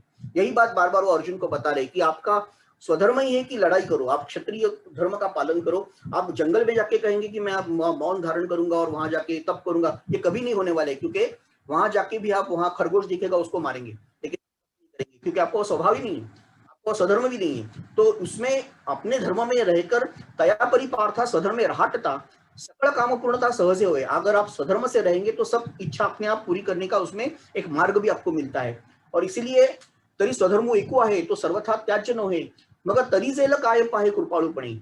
जो एक स्वधर्म आपका होता है, आप उसको कभी भी आपको, अगर आप उसको छोड़ेंगे तो आपको तर्क जाने का कोई मार्ग ही आपके पास नहीं है। किसी के लिए दूध बहुत अच्छा है, लेकिन कोई रोग में दूध पथ्य के लिए वर्ज्य है। तो ये उदाहरण, ऐसे बहुत उदाहरण दिए। तो वो बोलते कि जो आपको वर्ज्य है वो आपको नहीं करना है, वो आपका नहीं है, दूसरे के लिए बहुत अच्छा हो सकता है, ये आपके लिए ठीक नहीं है वो। और यही गलती व्यक्ति के रूप में भी हमने की है, राष्ट्र के रूप में भी की, कि हम दूसरे किसी के जैसे बनने की कोशिश कर रहे हैं, जो कभी भी हमारे लिए संभव नहीं है। हम अपने जैसे भी नहीं रह पाए। तो स्वधर्म जो बापा तोची नित्य यज्ञ जाणपा म्हणून वर्तता तेथ पापा संचारू नहीं। तो ये जो नित्य यज्ञ है, जो रोज के हमारे काम है, उसमें ये नित्य यज्ञ होना चाहिए। और उसमें करते करते अगर आप स्वधर्म से रहेंगे तो कोई भी पाप आपको नहीं आएगा। इसमें बहुत सारे, उसमें बहुत सुंदर सुंदर उसमें चरण है, अगर समय है तो मैं बता सकता हूँ। आणि हे कर्म मी करता का आचरण या अर्थ ऐसा अभिमान जनो चित्ता जीवो दिसी, कि ये जो विहित कर्म है वो उसका मैं करता हूँ और इसके लिए मैं कर्तृत्व लेता हूँ उसका, ये भी कभी अभिमान आपको नहीं आना चाहिए। तो अपने मन को आप संभाल के रखो, अंतःकरण में, और बाद में कर्मेंद्रिय जो काम कर रहे हैं उनको करने दो। मगर कर्मेंद्रिय व्यापारी, उनको अपना काम करने दो, आप अपने स्थिति में स्थित रहो। आम्ही समस्तही विचार लेतो एकच हे मना आले जे न सांडीचे तो आपुले विहित कर्म जो आपको मिला है वो कभी भी छोड़ना नहीं है। और इसलिए ये सारे चीज जो भी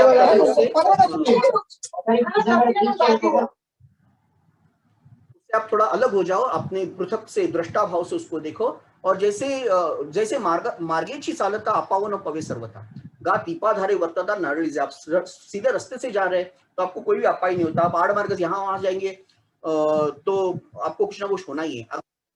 और सीधा रास्ता है तो आपको कुछ भी, जैसे वैसे ही आपके धर्म में, आपके स्वधर्म में आप रहेंगे तो आपको कहीं भी अपाय नहीं होने वाला है। ऐसे अनेक उदाहरण आप देखेंगे कि उसमें आप उनका विस्तार देखते हैं कि किस प्रकार से श्री कृष्ण की बात वापस ज्ञानेश्वर माऊली ने कही। उसके बाद का एक पॉइंट हम ले सकते हैं, वो है कर्मण्येवाधिकारस्ते मा फलेषु कदाचन। गीता का बहुत प्रसिद्ध श्लोक है कि माँ कर्म फल हेतुर्भुः मातो संगोस्त्व कर्मणि। और उसका ये आगे का दूसरा एक कनेक्टेड श्लोक जो है वो योगस्थ कुरु कर्माणि संगम त्यक्त्वा धनंजय सिद्ध सिद्ध्यो समो भूत्वा समत्वम योगो उच्यते। तो ये में किस प्रकार से काम करना है लेकिन फल की अपेक्षा नहीं करना है, और किस प्रकार से कर्म करते ही करते आपका योग उसमें आने वाला है, ये सारा हमारे रोज के हमारे व्यवहार में भी उसका प्रयोग हो। उस प्रकार के बहुत सिंपल साधारण सिद्धांत, बहुत साधारण दिखते हैं लेकिन बहुत ही गहरे भाव उसमें है। इस प्रकार से हम देख सकते हैं। ज्ञानेश्वर मौली फिर उसमें कहती है कि तू योग युक्त होनी फळाचा संग टाकुनी मग अर्जुना चित्त देऊनी करी कर्मे। तो निष्काम कर्मयोग से आप जब युक्त हो जाएंगे, कर्मफल का अभिलाष आप छोड़ देंगे, उसको त्याग देंगे और फिर विहित कर्म करेंगे, तभी आपको योग युक्त कहा जा सकता है। आपके जो आपका काम क्या है, जैसे मैं शुरुआत में भूमिका में बता रहा था, आप गृहिणी है तो आपका काम आपका कर्मयोग है। वो कथा में, स्वामी जी के कथा में, वो गृहिणी एक सन्यासी को बोलती है, जब सन्यासी दरवाजे पे खटखटा के बोलता है मुझे भिक्षा दे दो, और वो तभी अरण्य से आया और उसने उसके क्रोध की वजह से जो पेड़ पे दो छोटे छोटे पंछी थे वो, तो सन्यासी को बहुत गर्व हो गया कि देखो मेरे वजह से जल गए, कितना मेरे सामर्थ्य हो गए। फिर वो शहर में गया भिक्षा मांगने को। ये गृहिणी का विहित कर्म क्या है? घर की देखभाल करना, घर का सब रसोई करना, बच्चों की और उसके पति बीमार थे उनकी देखभाल करना, वो भले भांति वो कर रही थी। तो इसलिए उसने, सन्यासी ने जब तीसरी बार गुस्से से बाहर से खटखटाया तो उसने अंदर से जवाब दिया कि मैं वो पंछी नहीं हूँ जो जंगल में जल गया, मैं यहाँ अपना काम कर रही हूँ, आप में कोई सामर्थ्य नहीं कि आप मेरा कुछ भी बाल बाका कर सके। तब वो सन्यासी एकदम भुचक्का रह गया। उसने कहा कि क्या बोल रही है? उसको कैसे अंतर्ज्ञान से समझा कि मैंने वहां दो पंछियों को मार दिया। बाहर आती है, उसके पैर वो छूता है, बोलती कि माँ मुझे बताओ, ये जो मैंने इतने साल की तपश्चर्या से ज्ञान मार्ग से प्राप्त किया वो कर्म मार्ग से कैसे किया? तो फिर वो उसको उत्तर देती क्योंकि मैंने अपने कर्म में मेरी सारी साधन किया, मेरे उसमें ही ज्ञानाग्निदग्ध कर्माणम, मैंने पूरे उसमें ही ज्ञान प्राप्त कर दिया। और ये मुझे सिखाने वाला एक व्याध है जो बाजार में बैठ के मांस बेचता है, उससे मैंने ये सब सीखा। फिर वो व्याध के पास जाता है, व्याध की उसका काम होने के बाद उसको समझाता है कि क्या वो व्याध गीता है। तो इसलिए निष्काम कर्मयोग से आप कर्मफल का त्याग करके जब अगर विहित कर्म कर रहे हैं तो उसको आपको वही प्राप्ति होगी जो ज्ञान योग से होती। तो कोई विहंगम मार्ग से जा सकता है, कोई पिपीलिका मार्ग से जाता है, ये भी ज्ञानेश्वरी और गीता में सब जगह आया है। कोई अगर बहुत ही ज्ञानी है सीधा जाके वो फल को पकड़ लेता है, लेकिन अगर आप पिपीलिका है, आपको अपना सामर्थ्य, हम सब गृहस्थाश्रम, हम सबको अपने घर बात काम करना है, तो हमें समझना है हमको पिपीलिका मार्ग ही है, हमको धीरे धीरे धीरे धीरे पेड़ की तरफ जाना है, एक शाखा से दूसरी शाखा पर जाना है, बाद में फल की तरफ जाएंगे, फिर फल हम तोड़ेंगे। थोड़ा समय लगेगा लेकिन हमारा मार्ग ठीक से जाएंगे, स्वधर्म का पालन करेंगे तो हमें भी वो मार्ग मिल सकता है। कि निमित्त कोणे के हे सिद्धि न वचता ठाके तरी तेथेची ने अपनी तो के शोभाविना। किसी वजह से अगर ये कर्म सिद्धि भी नहीं होगी, आधा रह गया, तो भी चित्त में कोई असंतोष नहीं होना चाहिए, कोई गड़बड़ नहीं होनी चाहिए। इसलिए इक्वानिमिटी, समता, ये गीता या ज्ञानेश्वरी का अगला एक महत्वपूर्ण पॉइंट है कि सुख दुखे समय कृत्वा लाभा लभो जया जयो ततो युद्धाय युज्यस्व दैवम पापम वाप्स्यसि। तो इसलिए समत्वम योग युच्यते या इक्वानिमिटी का जो बात की है वो बार बार उसमें आ जाती है कि आपको दोनों, जैसे भर्तृहरि का शुरुआत में उदाहरण दे रहा था या स्वामी जी का कोट कह रहा था कि कुछ भी हो जाए लेकिन हमको अपने एक पद भी अपने निहित मार्ग से जो धीर रहते हैं वो हिलते नहीं है, कुछ भी हो जाए। तुल्य निर्दा स्तुतिर्मौनी संतुष्टो येन केनचित् अनिकेत स्थिरमति, इस प्रकार से उसका वर्णन किया है। कुरु कर्माणि संगम त्यक्त्वा धनंजय सिद्ध सिद्धो समो भूत्वा समत्वम योगो उच्यते। इसके लिए ज्ञानेश्वर मामूली वापस बहुत उदाहरण, जैसे ज्ञानेश्वरी में हमने कहा है एक श्लोक अपने आप में इतना सुंदर है तो उसको और भी उसमें माधुर्य और सौंदर्य और उपमा और अलंकार, उसको और भी बड़ा बड़ा कर उसको विस्तार करके माऊली ने हमारे लिए बहुत उपकार करके रखे, बहुत सुंदर। जो सर्वदा नित्य तृप्तु अंतःकरण भरितु परि विषया माझी पतितु जेणे संगे कीजिए, जो सदा तृप्त रहता है, जिसका अंतःकरण आनंद से भरा हुआ होता है, वो अपने काम के संगति से उसको भी काम की वजह से उसका पतन हो सकता है। इसलिए हमें बहुत सावध रहना चाहिए। जो मार्ग है उसमें पतन होने की भी कई शक्यताएं हैं। इसलिए क्या करना है, सुखी संतोषाना, ये बहुत सुंदर एक और एक वो भी है, सुखी संतोषाना यावे दुखी विषादा न भजावे आणि लाभालाभ न धरावे मना माझी। सुख से हमको बहुत संतोष, बहुत मतलब बहुत उड़ रहे ऐसे भी नहीं है, दुख के टाइम बहुत ही डिप्रेस हो गए ऐसा भी नहीं है। दोनों तरफ से हमें इक्वानिमिटी, एक समता रखनी है, मिडल पाथ लेना है, जो मध्यम मार्ग हमको बताया गया है उसी में रहना है।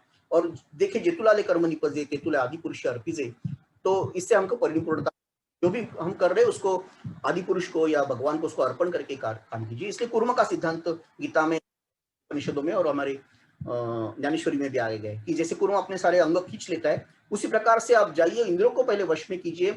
और अगर जब तक आप रूट खाली पत्ते खुदने से कुछ होने वाला नहीं है। जैसे मुड़ी उदक घाली से उससे कुछ नहीं होगा, आपको मूल से उसका नाश करना पड़ेगा। इस प्रकार से भी उदाहरण हमको बहुत सारे उसमें अच्छे अच्छे उदाहरण मिलते हैं। तो काम, क्रोध, मद, मत्सर, ये सारे षड्रिपों का कैसे सामने करना है, ये भी उदाहरण उसमें। ज्ञानेश्वरी में तो कई सारे उदाहरण आते हैं। जो इंद्रियों के वश हो जाता है, उसको आत्मप्राप्ति कैसी नहीं होती है, वापस वो कैसे संसार दुखों में आ जाता है। इसलिए स्थिर बुद्धि होना, योगयुक्त होना, और जैसा निर्वाती सा दीपु सर्वथा निर्णय कंपु, ऐसा स्थिर बुद्धि स्वस्वरूप योगयुक्त। तो जैसा दिया एक जहाँ पवन नहीं है, हवा नहीं हिल रही है, तो वहां बिल्कुल वो निर्वात हो जाता है, वहां बिल्कुल उसकी ज्योत जो है वो स्थिर रहती है। उस प्रकार से हमारी बुद्धि भी बहुत स्थिर होनी चाहिए। जैसा अमृताचा निर्जरू बरसवे जयाचा जठरू, तया क्षुधे तृष्यचा अडधरू कहीच नहीं। जिसके इस प्रकार से योग साधना से उसके अपने ही शरीर में इतना अमृत के कुंभ होते हैं, इतने झरने निकलने लगते हैं, तो उसको बाहर की क्षुधा, तृषा, असमाधान की कोई उसमें क्षति नहीं रहती, उसको कुछ उसका परिणाम ही नहीं होता है। उस प्रकार से अपने आप में ही आप संतुष्ट होना, ये बहुत महत्वपूर्ण है। तो मैं शुरुआत में कह रहा था, आज आदमी अपने लिए एक बोझ बन गया है, वो नहीं होना चाहिए। हमें अपना तो निकालना ही, दूसरों को भी सहायता करनी है कि उनको भी अपने बोझ से वो मुक्त हो जाए। यही योग का सारा, हमारे सारे यही तात्पर्य है। तो इसीलिए इस प्रकार के भाग भी अर्जुना समत्व चित्ता से त्याची साराजाणी योगा से जेते मन आणि बुद्धि से ऐक्य आदि, क्योंकि चित्त की समता जो है उसके लिए मन का संकल्प और बुद्धि का निश्चय दोनों में विरोध नहीं होना चाहिए, दोनों एक साथ आनी चाहिए। इस प्रकार का भी विवरण हमको बहुत सुंदर सुंदर एक के साथ एक हमको जितना पढ़ेंगे उतना उसमें कम है, इतना सारा उसमें रखा है। समय की हमारे पास कुछ मर्यादा है, लेकिन ये सारा हमें अपने एग्जाम्पल से दिखाना है। We have to show it by our actions and not by sermons. और जो भी हम कर रहे हैं, जैसे ये तो वडील जैसे करी थी तया नाम धर्म येर अनुष्ठिति सामान्य सकल, जो बड़े लोग करते हैं वैसे ही छोटे लोग उसका ही एक कॉपी करते हैं या उसको ही फॉलो करते हैं। इसलिए हमको बहुत केयरफुल रहना है। जैसे अगर हमने ये नहीं किया तो मतलब रास्ते से जा रहे हैं तो अंधे के आगे अगर एक देखने वाला आदमी रहेगा, जो देख सकता है ऐसा आदमी रहेगा, तो अंधे को भी वो है तो चेयर वो पड़ा पीछे जाएंगे तो हमको भी उसका ज्ञान मिल सकता है। इस प्रकार से उसमें वर्णन किया गया है। तो इसलिए कभी भी अपनी सुपीरियरिटी या यूनिकनेस दिखाने की कोशिश मत करना है। आप सामान्य दिखना रहना। ये केंद्र ने हमको यही सिखाया कि आपको गिरुआ पहन के और बहुत बड़ा कुछ दिखाना नहीं है, आपको अंतर से सब ये परिवर्तन लाना है, बाहर से नहीं। तो इसलिए मार्गाधारे वर्तन मोहरे लावावे, अलौकिक नोहावे लोका प्रति, लोगों के सामने जाते समय कभी भी अपना अस्तित्व अलग से नहीं दिखाना है, उनके बीच में ही रहना, जैसे ही दिखना रहना सहना है। और इसलिए फिर लोग आपको भी सुनेंगे। और कई पॉइंट्स है, जैसे एक विश्वरूप दर्शन की भी मीमांसा है, हम लोग विस्तार में कर सकते हैं किस प्रकार से अनेक बाहु दरवक्त्र नेत्र वो है, लेकिन ये बाकी पॉइंट में जस्ट एक ब्रश थ्रू करता हूँ क्योंकि हमारा समय शायद खत्म हो गया। तो कंटिन्यूसली एनलार्जिंग ट्रेडिशन किस प्रकार से यद पुरुषी यद अज्ञासी ददासी तत्, किस प्रकार से ये हर आदमी फॉलो करे, इस प्रकार का मार्ग हमें बताया गया है। और एक्शन बायस था कि तस्मात् उत्तिष्ठ यशो लभस्व, आपको अल्टीमेटली सारा एक्शन में, कर्म में लेके आना है, सिर्फ रिटोरिक नहीं है, ये सिर्फ ये मीमांसा करने की बात नहीं है, आपको ये एक्चुअल लाइफ में लेके आना है। तो इसलिए जो सारा काम था वो हतोवा प्राप्स्य स्वर्ग जित्वा वा भुक्षसे महिम तस्मात् उत्तिष्ठ कौन्तेय युद्धाय कृत निश्चय, इस प्रकार से ये बाकी सब हो गया है, अभी उठो जागो युद्ध को प्रारंभ करो। ये अंत में उसको ये बताना जरूरी हो गया था कि अभी अब हो गया, अभी अब मैंने आप सबको बता दिया, लेकिन उसको एक एम्पावरमेंट भी दिया है। एंड में श्री कृष्ण उसको बोलते हैं कि आपको जो मन में आए कर दो, मैंने आपको सब कुछ बता दिया, अब आपको जो करना है करो। ये अच्छे लीडर की, अच्छे एक इंसान की ये है कि सब ज्ञान देने के बाद भी वो कोई क्लेम नहीं कर रहा है कि मैंने बताया वैसा ही करो। तो ये एक क्वालिटी, बहुत अलग क्वालिटी है जो भगवान हमको दिखा रहे हैं। और इसलिए कॉन्शियसली हमको हमारे अंदर के जो सद्गुण है वो डेवलप करने हैं, जो हमारे दुर्गुण है उसको निकालना है, अपयम सत्व संशुद्धि ज्ञान योग व्यवस्थिति वगैरह वो सब बात। तो योग कर्म सु कौशलम, अल्टीमेटली योग क्या है, जो भी कर्म हम कर रहे हैं, जैसा मैंने शुरुआत में कहा, वो झाड़ू लगाना हो या किसी रसोई का काम करना हो या किसी बच्चे को संभालना हो या स्कूल में अध्यापन करना हो या चर्मकार के जैसा एक जूता बनाना हो, काम क्या कर रहे हैं उसमें फर्क नहीं है। आप कितने कुशलता से, कितना सौंदर्यपूर्ण दृष्टि से, कितने विवेक से, कितने अपने आप को भूल कर उसको करते हैं, उसमें आप कितने परमात्मा की तरफ जाते हैं, इसमें सब कुछ है। और इसलिए ऐसा कहते हैं कि a good cobbler is better than A skilled cobbler is better than a bad professor. तो आप क्या कर रहे हैं उसका कोई मतलब नहीं, आप कितना उसमें अपना रस आप पाते हैं, रसो वही आप कितना उसको श्री कृष्ण को ढूंढते हैं, ये उसका सारा तात्पर्य है। तो इसलिए योग कर्म सु कौशलम, और अल्टीमेटली उद्धरेत आत्मन आत्मानम आत्मानो साधयेत आत्मविहत्म, तो आपको ही खुद ये करना है, आप ही खुद के मित्र है, आप ही खुद के है, किसी को ब्लेम देने की जरूरत नहीं है, जो भी करना है आपको खुद को ही करना है। इसलिए arise, awake and raise yourself to the challenge and make sure that you will be helped by him who is the invisible thread। मत्त परंतरम नान्यात् किंचिदस्ति धनंजय, वही है वो सबके अंदर का वो धागा है जो सारे मोतियों को पिरो रहा है। तो हमें डरने की या हमें अकेलापन महसूस करने की कोई आवश्यकता नहीं, वो हमारे रक्षण के लिए यदा यदा ही धर्मस्य ग्लानिर्भवति भारत, हमेशा वो आने वाला है और आते रहेगा। तो इसलिए श्री कृष्ण ने आश्वासन दिया कि मयि सर्वमिदं प्रोतम सूत्रे मणिगणा। तो जो आपका काम दिया है आप उसको पूरी तरह से निभाना है, यही उसका संदेश है। और ये अब करेंगे तो सबके लिए विन विन सिचुएशन हो जाएगी। श्रेयम परम था परस्पर, इस प्रकार से सबके लिए ठीक रहेगा। वो कोई किसी को नुकसान करने की आवश्यकता नहीं। ऐसे कई सारे श्लोक हम बताते जाएंगे तो बहुत सारे आएंगे, लेकिन यहाँ समय के अभाव के कारण रुकता हूँ। और मुझे लगता है मुझे ये समय दिया था उसमें मैं कुछ उसको हद तक उसको बता सका। धन्यवाद जी, आपको कुछ कहना है तो आप कैसे, या कुछ प्रश्न है तो धन्यवाद सर, आपकी अमोघ वाणी से बहुत तृप्त किए, हमें दिशा दी। और आपने जो जिंदगी के या जीवन के बारे में गीता और ज्ञानेश्वरी का सार इतने अच्छे शब्दों में बताया कि आदमी का जीवन, आदमी को शांति कैसे मिलेगी, बहुत अच्छे तरीके से आपने। उसमें एक गीता का श्लोक आता है, श्रेयो ही ज्ञानम अभ्यासात् ज्ञानात् ध्यानम विशिष्यते ध्यानात् कर्म फल त्यागात् शांति ही निरंतरम। यानी सभी ज्ञान ध्यान जो भी अभ्यास है उसमें सबसे श्रेष्ठ है कर्म फल का त्याग। और जब त्याग करोगे तो उसी क्षण आप शांति पाओगे। तो इतना बहुत सुंदर तरीके से आपने जो बताया, तो हम हमारे जीवन के जो भी यानी हमारी सुख शांति वो कैसे पाओगे, वो सभी तरीके से आपने अच्छे तरीके से बताया। बहुत ही अमोघ वाणी से अच्छे शब्दों से हम आपका बहुत बहुत अभिनंदन करते हैं। आपके गुणों में रहेंगे आगे, और भी हम आपको प्रार्थना करेंगे कि हमें उपदेश करें। अभी किसी को यदि कुछ प्रश्न होगा तो आप कृपया अपने चैट बॉक्स में लिखिए। तो हेलो, प्रश्न आया हुए है, मैं पूछता हूँ। ये ज्ञानेश्वरी में कुंडलिनी शक्ति का जिक्र किया है ज्ञानेश्वर महाराज ने, और हम जो कहते हैं कि वो गीता के फोटोकॉपी है या जो अच्छे शब्दों में गीता वर्णन की है, तो इसमें ये नाथ संप्रदाय का उसके ऊपर ज्यादा इफेक्ट है क्या ज्ञानेश्वरी में? बिल्कुल है, आपको लगता है? जी जी बिल्कुल है, क्योंकि उनके जो गुरु थे वो नाथ संप्रदाय के ही, आप जानते रहेंगे, उनको वहां से दीक्षा मिली थी। तो इसलिए उसमें कुंडलिनी का भाग है। आप जैसे आपने सवाल पूछा, तो जो 6th चैप्टर है, 6वां अध्याय है, बात आती है। और गीता में विस्तार नहीं है, क्योंकि गीता का वो मकसद नहीं था। I mean it was not the objective to enlighten in that line. इतना विस्तार उसको करने की आवश्यकता नहीं थी। तो जहाँ श्री कृष्ण भगवान बोलते कि ऐसा आसन होना चाहिए और ऐसे बैठना चाहिए और ऐसे ये करना चाहिए और ये बोलते हैं, उसी अध्याय को ज्ञानेश्वरी में बहुत विस्तार में ले लिया है। क्योंकि उनको जैसा आपने कहा कि उनका ये जो पर्टिकुलर जो चक्र और ये कुंडलिनी और ये सब था, उनका वो प्रांत ही वही था। तो इसलिए आप देखेंगे ये फर्क उसमें क्लियर दिखता है। उसमें मतलब आज मैंने वो नहीं लिया क्योंकि हमको दैनंदिन जीवन का विषय था, इसलिए उसमें बहुत ही माइनॉरिटी लोग उसमें जाते विषय में। तो इसलिए हमारे लिए तो मतलब हमारे जैसे लोगों के लिए आज के लिए या इस जन्म के लिए मेरे लिए कर्मयोग और कर्म में ज्ञान और उसमें भक्ति, यहाँ तक हम देख सकते हैं। लेकिन कुंडलिनी योग जो है या 6वें अध्याय में जो उन्होंने सब सर्पिणी है और वो सब खा देती है और वो वापस आपकी सब एक बार काया नहीं आ जाती है, ये सारी योगियों की, मतलब योगी भी नहीं, महायोगी जो रहते हैं उनकी अवस्था है। लेकिन जो आपने कहा वो सच है कि नाथ संप्रदाय के वजह से उनका जो उनको गुरु परंपरा मिली थी, उसके वजह से ज्ञानेश्वर ने उनका वर्णन ज्यादा किया, वो अध्याय का बहुत विस्तार किया उन्होंने। ओके, थैंक यू सर, धन्यवाद। आपने धर्म के बारे में जो बताया बहुत ही अच्छी तरह से यानी अच्छी खूबी से बताया। यानी धर्म, मेरा धर्म क्या है, मैं जो मेरा अभी गृहस्थ का धर्म है या जब भी एजुकेशन लेता हूँ तो मेरा विद्यार्थी का धर्म है।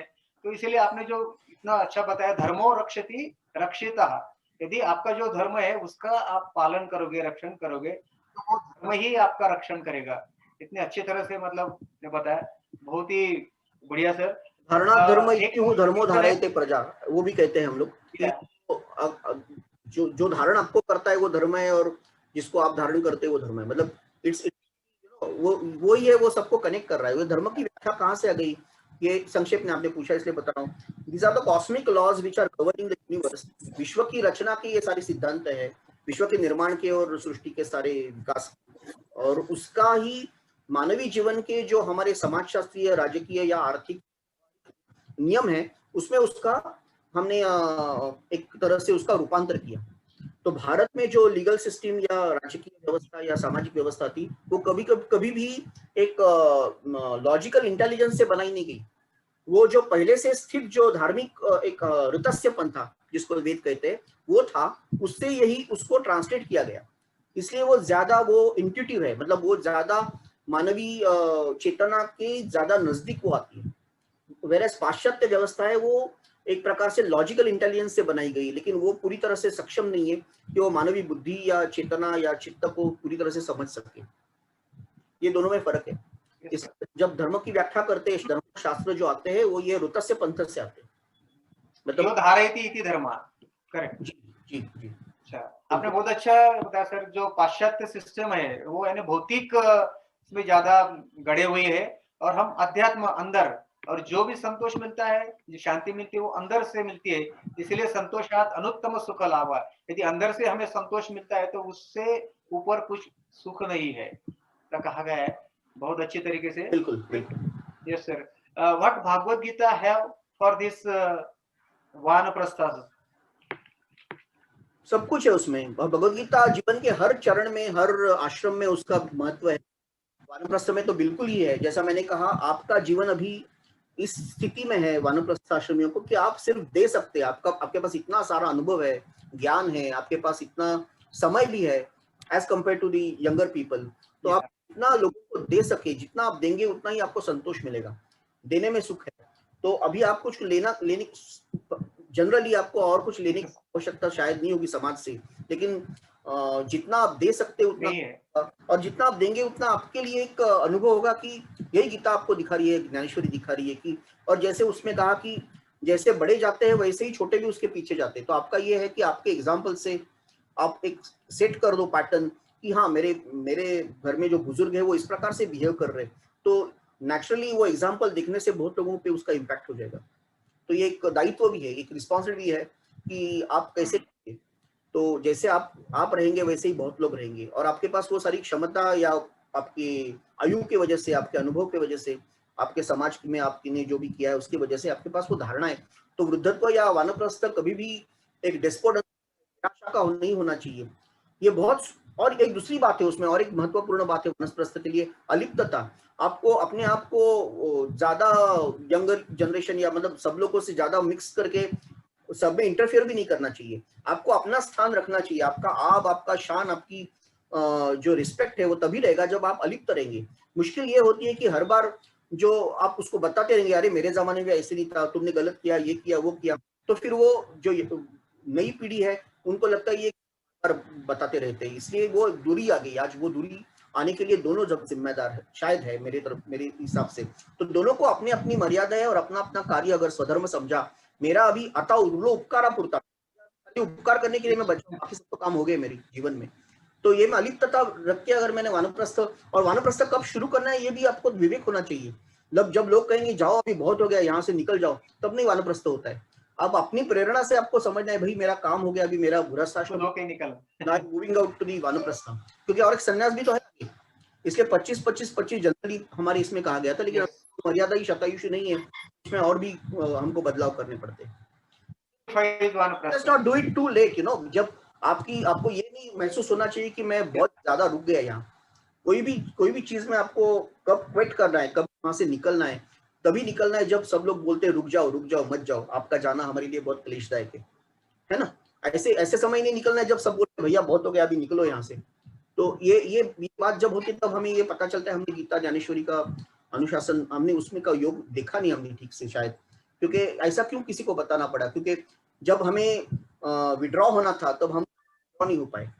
काम क्रोध लोभ मोह मत्सर से हम लोग निकलते, तो फिर छोटे को भी लगता था कि अरे देखो कितने विवेकी, कितने विराट हैं। तो ये भाव हमें आ सकता है, हमें वो सब क्षमता बड़ों में है, तो इसलिए वो याद दिलाने के लिए ही ये सब ग्रंथ है, ऐसा मुझे। अब हमारे मन में जी, उसको याद दिलाने के लिए एक बहुत अच्छा सर। सत्संगति और अभी एक आखिरी सवाल है सर। ग्रंथों का सेवन करना जरूरी होता है।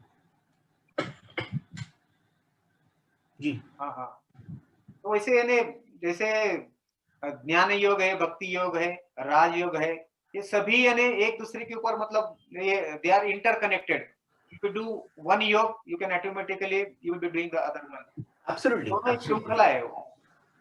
श्रृंखला, भक्ति सिर्फ श्रृंखला बोले तो वापस एक रेशियो जाता है, वो एक दूसरे से सक्सेशन में नहीं है, वो एक दूसरे से बिल्कुल एक चक्राकार में या मंडलाकार में वो एक दूसरे जुड़े हुए हैं।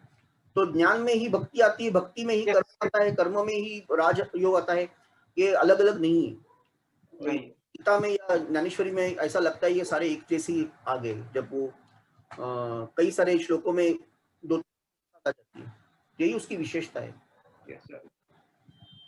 वही आखिरी सवाल है कि if you could explain regarding the scientific approach in Bhagavad Gita and Dnyaneshwari to reach the spiritual height. Scientific approach दिया है ना आपको, क्योंकि जैसे स्वामी जी ने भी बताया कि the goal in the life is to manifest his divinity within by controlling nature externally और इंटरनली। सो उसके चार भाग उन्होंने बताया, do this either by work और वर्शिप, बाय साइकिल कंट्रोल और फिलॉसफी, बाय वन और मोर और all of this and be free. This is the whole of religion. Doctrines and dogmas, temples and rituals and books and forms are but secondary details. Swami ji योग के प्रस्तावना में ही लिखते हैं कि चारों मार्गों में से एक से करो या दो से करो या तीन से करो या सबसे करो, ये आपकी अपनी एक चॉइस है। आपका स्वभाव कैसे, आप कैसे बने। आप अगर भक्ति मार्गी है तो आप भक्ति का कंटेंट ज्यादा रखो, कर्म का कम कर दो।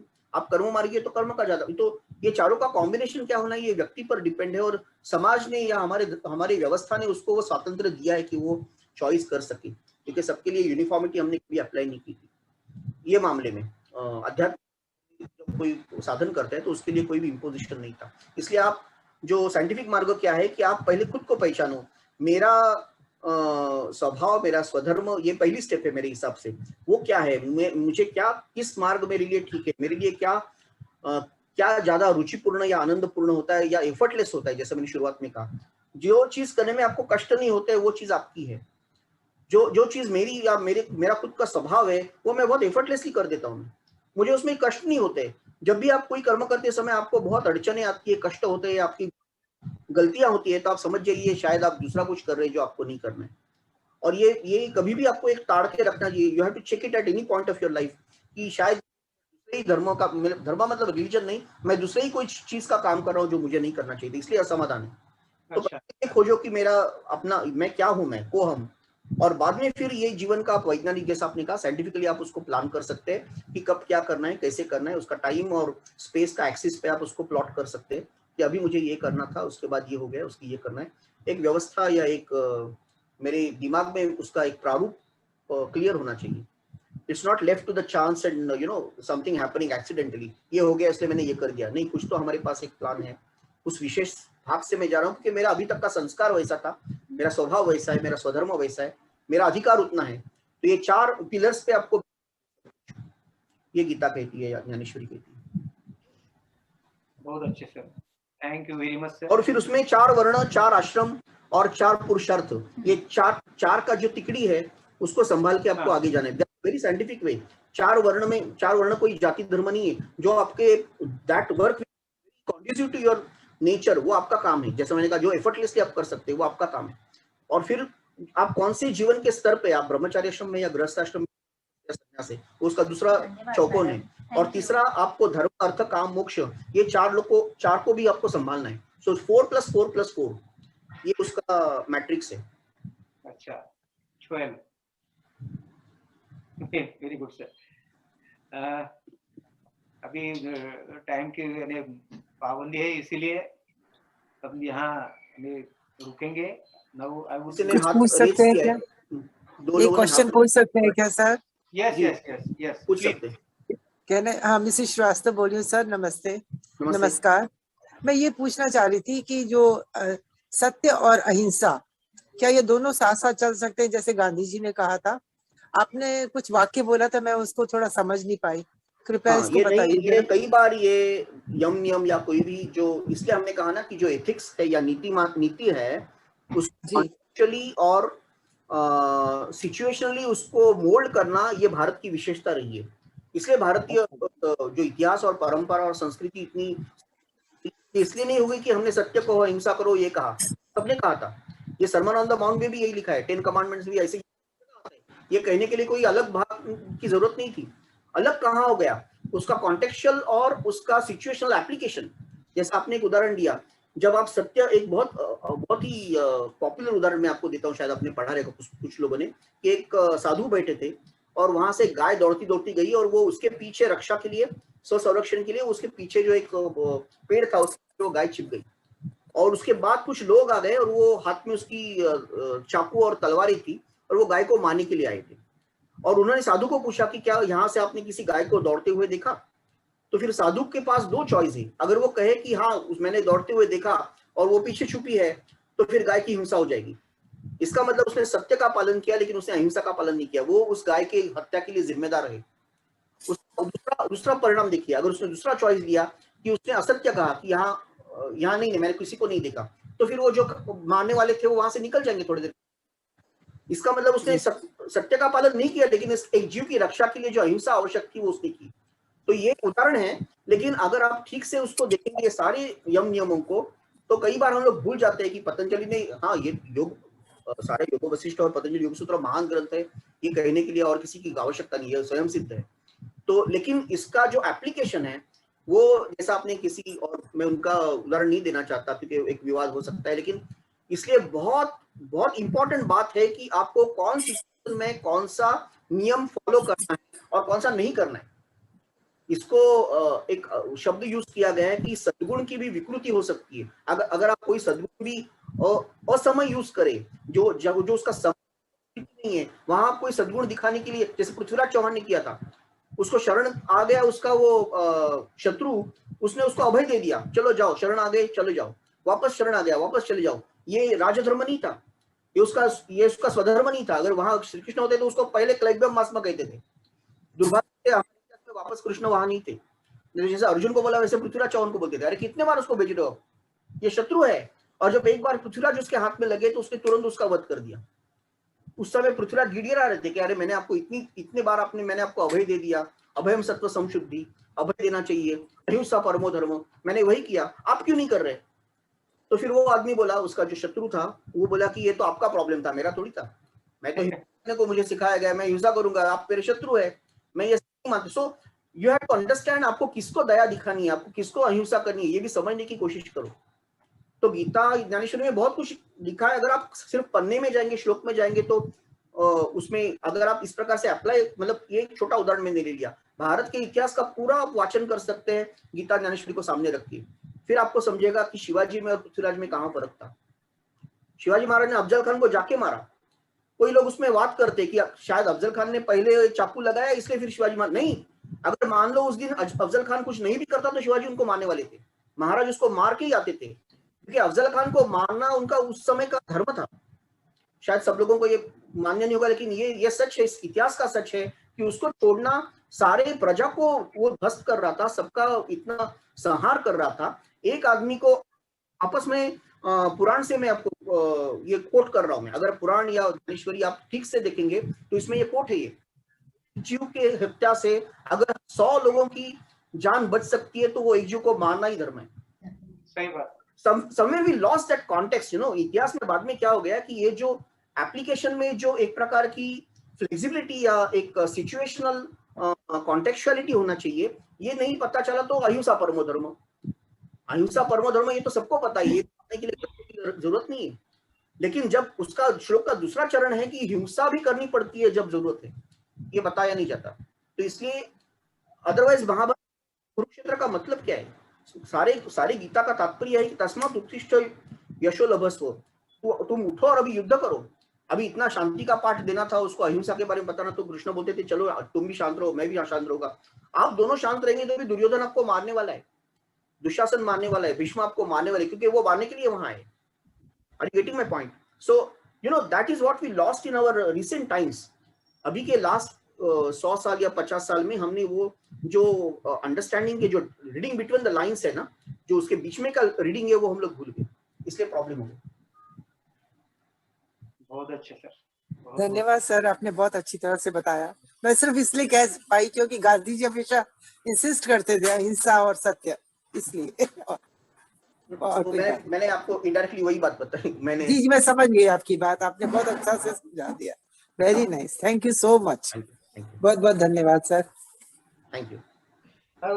I would request Srimati तो श्री Pramila कृष्ण का genius, no, to understand the genius of Shri Krishna we have to go to a different level. ये बहुत ही अलग, मतलब विश्व के इतिहास में ऐसे व्यक्ति शायद ही कहीं होंगे, और इसलिए वो कैसी बात करते, मतलब दिस इज असाधारण। ये दोनों ग्रंथों का महत्व, ये गीता या गीता का कोई भी भाष्य, मैंने ज्ञानेश्वरी इसलिए उठाया क्योंकि ज्यादा ये प्रांत में ज्ञानेश्वरी मराठी में पढ़ी जाती है, हिंदी में, इसलिए मैंने वो दिया। लेकिन कोई भी आप गीता के भाष्य को ले लीजिए, आपको वही अनुभव आ जाएगा। ज्ञानेश्वरी का विशेष ये है कि उसमें उपमा अलंकार और सौंदर्य दृष्टि और जो उसमें से जो रसपूर्णता थी, उन्होंने बहुत ही साक्षेपी रूप से रखी। और जो जैसा अभी उन्होंने उल्लेख किया, उसमें जो राजक का पाठ था, कुंडलिनी का पाठ, वो भी ज्यादा ले लिया, भक्ति का पाठ ज्यादा ले लिया। लेकिन अदरवाइज कृष्ण, श्री कृष्ण को समझना जीवन का शायद परमोच्च क्षण हो सकता है। बहुत मुश्किल है, क्योंकि वो नियम नहीं पालते, वो नियम बनाते हैं। यू नो, वो बताते हैं वहां पे कि अभी आप मुझे याद मत दिलाओ धर्म क्या है, क्योंकि तुम लायक नहीं हो मुझे बताने के धर्म क्या है। जब वस्त्रारोहण होता तो तुम्हारा धर्म कहाँ गया था? आज तुम बोल रहे हो कि ये पहिया यहाँ गया इसलिए मुझे मत मारो। You don't deserve that thing, you know. ये बताने की भी क्षमता होनी चाहिए कि आपको आप अभी मुझे मत सिखाओ रूल्स क्या होते हैं, because you have never followed the rules in your life. So you know that way of understanding the situation and molding the rules for that situation requires a intelligence higher than the intelligence. ये अलग है, ये wisdom है, ये wisdom भी नहीं, ये प्रज्ञा है, ये बहुत आगे है। ये आपको मिलेगा, वो पथदर्शक कहा जाता है, मार्केट में भी है, ऑनलाइन भी है, आप वो डाउनलोड कर। धन्यवाद सर, बहुत बहुत धन्यवाद, आपने बहुत अच्छा से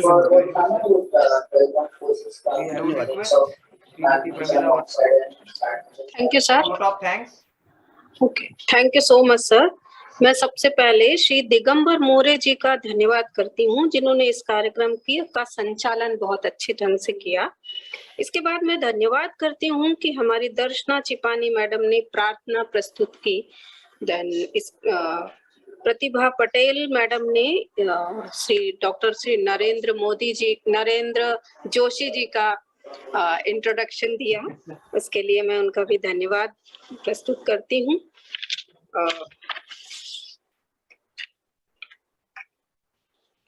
इसके बाद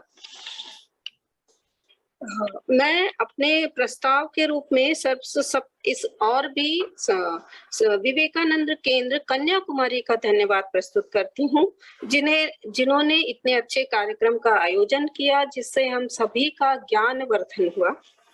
इसके पश्चात मैं डॉक्टर नरेंद्र जोशी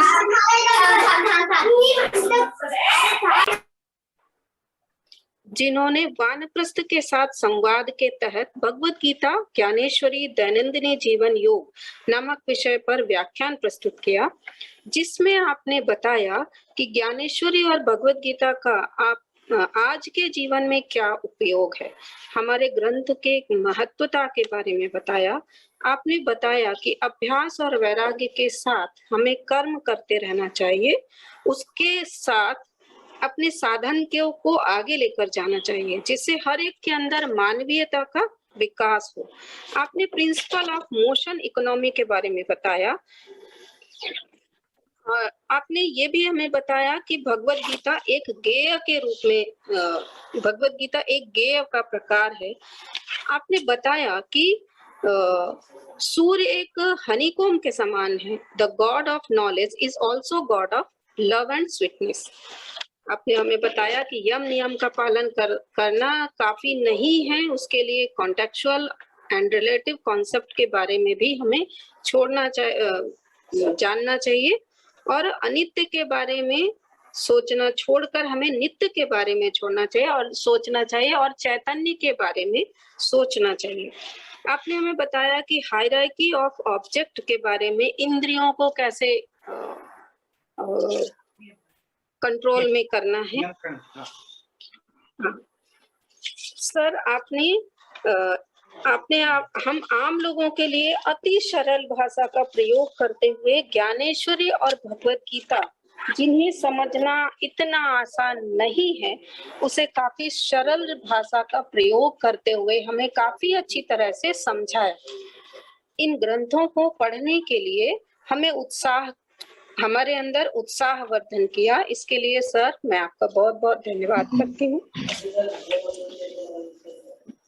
मैं प्रमिला वर्मा यहाँ पर वर्चुअल प्लेटफॉर्म पर आप सभी का अपनी तरफ से, योग विद्या निकेतन की तरफ से और यहाँ के में उपस्थित सभी श्रोतागण की तरफ से आपका धन्यवाद करती हूँ।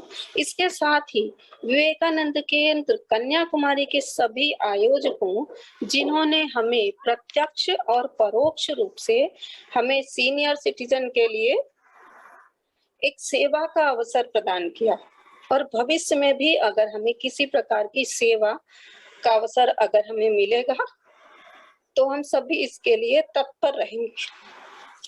धन्यवाद सर। मुझे इस मंच पर धन्यवाद प्रस्तुत करने के लिए जो अवसर प्रदान किया गया उसके लिए मैं धन्यवाद। Thank you sir. Darshana Chuppane for Shanti Mantra. Thank you, sir.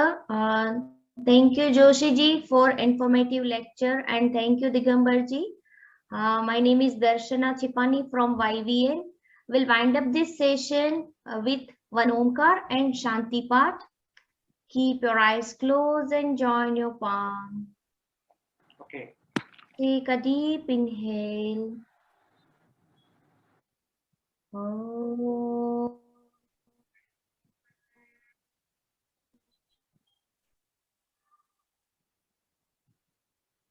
सर्वे भवन्तु सुखिनः, सर्वे सन्तु निरामया, सर्वे भद्राणि पश्यन्तु, मा कश्चित् दुःखभाग् भवेत्। ॐ शान्ति शान्ति शांति। शुभ रात्रि। Thank you so much. हरि ओम। हरि ओम। शुभ रात्रि। शुभ रात्रि। हरि ओम। नमो नमः एवरीवन।